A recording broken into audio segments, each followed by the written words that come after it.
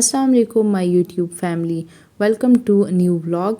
तो आज का दिन तो हमारा काफ़ी अर्ली स्टार्ट हो गया था और इस वक्त तो दिन ऑलमोस्ट ख़त्म होने वाला है, लेकिन व्लॉग हमारा लेट आज का स्टार्ट हो रहा है। इस वक्त अफ्तारी हमने कर ली थी और इफ्तार के बाद हमने जाना था एक काम से बाहर। कल एक्चुअली मेरा एक पोस्टर एग्ज़िबिशन है हमारी, तो वहाँ के लिए पोस्टर जो है वो मैंने एक जगह से रिसीव करना है। जी, तो किसी भी जगह जाने से पहले स्टोर या फार्मेसी जाना जो है वो तो हमारा मस्ट है, तो हम लोग पहले वही करेंगे। यहाँ पे डी वॉटसन से कुछ चीज़ें हमें चाहिए थी तो वो हमने लेनी थी। वो लेने के बाद मैं आपको बताती हूँ कि हम कहाँ जा रहे हैं। जी, तो बस थोड़ा सा ढूंढने के बाद जो है हमें हमारी डेस्टिनेशन मिल गई थी और वी आर एट सीना लैब, और यहाँ से मैंने अपना रिसर्च पोस्टर रिसीव करना था।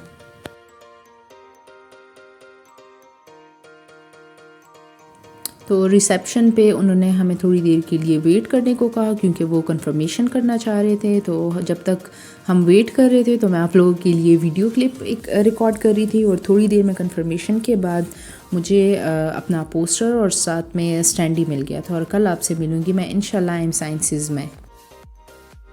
तो ये अगले दिन की वीडियो क्लिप है। And finally we are at आइम sciences. I was a bit nervous क्योंकि मैं for the first time Adnan के इंस्टीट्यूट आई थी। एंड नर्वस मैं इस वजह से थी क्योंकि मैं फ़र्स्ट टाइम ही उनके कोलीग्स और स्टूडेंट्स से मिल रही थी, but it was a good experience. तो आप लोग सोच रहे होंगे कि what I am doing at आइम साइंसेज। तो आइम साइंसेज में एक इवेंट था जो कि that was organised by directorate of science and technology, and I am the winner of a project from directorate of science and technology. तो मैं वहाँ गई थी अपना रिसर्च वर्क प्रेजेंट करने, साथ में अपना अवार्ड रिसीव करने।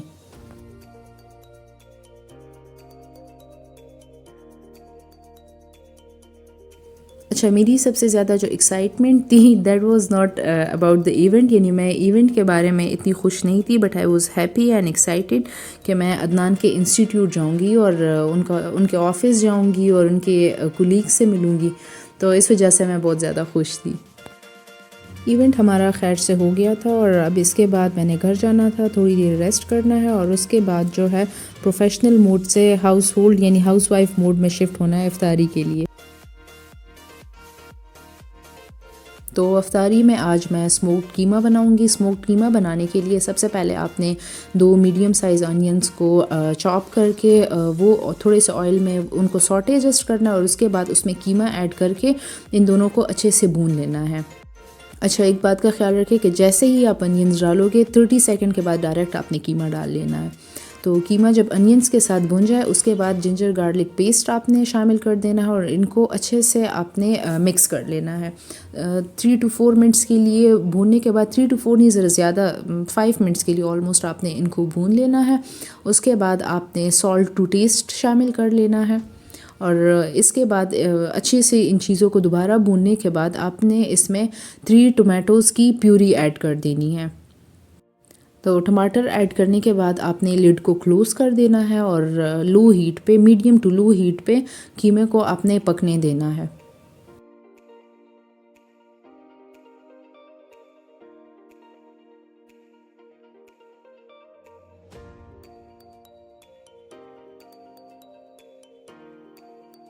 जब टमाटरों का पानी खुश्क हो जाए यानी कीमा बिल्कुल भुन जाए, यहाँ पे जो है थोड़ा सा टाइम अभी इसमें है क्योंकि इसमें जो है हल्का हल्का सा पानी नज़र आ रहा है।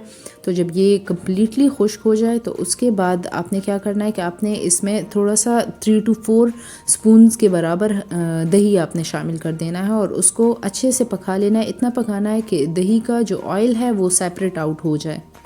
अच्छा, दही का जो स्टेप है वो कम्प्लीटली ऑप्शनल है इसमें, अगर आप ना ऐड करना चाहें तो ठीक है। टमाटर तक ही, टमाटर के पकने के बाद जो है बस आपने फ्लेम को ऑफ़ कर देना है, और आपने उसके बाद क्या करना है कि ग्रीन चिलीज़ को छोटा छोटा काट के इसमें बहुत सारी ग्रीन चिलीज़ आप ऐड करोगे, और ग्रीन चिलीज़ को पकाना नहीं है, उनको क्रिस्पी ही रहने देना है। ग्रीन चिलीज़ ऐड करने के बाद आपने सिंपल इसको कोयले का दम दे देना है, और मज़ेदार यमी टेस्टी सा कीमा आपका तैयार है।